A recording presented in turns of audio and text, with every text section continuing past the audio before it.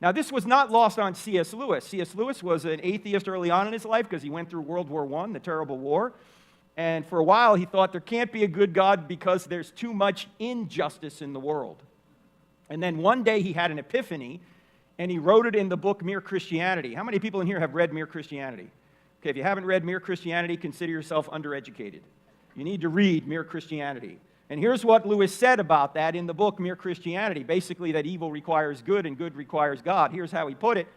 He said, and as an atheist, my argument against God was that the universe seems so cruel and unjust. But how would I got this idea of just and unjust? A man does not call a line crooked unless he has some idea of a straight line. What was I comparing this universe with when I called it unjust? You see, there can't be a crooked line unless you know what a straight line is. You wouldn't know what injustice was unless you knew what justice was. Something can't be immoral unless something is. Something can't be not right unless something is. And that presupposes God. Otherwise, everything's just a matter of opinion.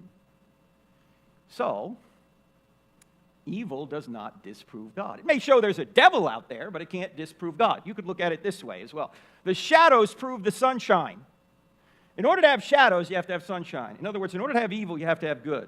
Oh, you can have sunshine without shadows. You can have good without evil, but you can't have shadows without sunshine. You can't have evil without good.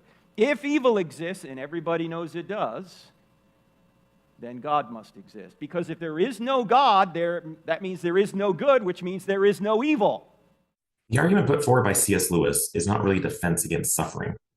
If you want to argue for the unjustness of the world in abstract, then you do need to appeal to some objective or at least consensual standard. But when we talk of the problem of evil, what we actually care about, much more than the logical problem, is the subjective and pre-reflective problem of suffering. Axiology comes before ethics. For a little puppy being beaten to death during the dog meat festival, that little puppy doesn't need to know anything about ethics or objective morality or God to know that it suffers. Suffering, like evil, is not like a shadow in that it requires good. Suffering is simply an incongruence between the desire of the conscious being and the experiential state they are in. Suffering, then, is not any evidence for God. And yet, there is something we can say about suffering. We suffer because we long for something else. Where did we get this longing?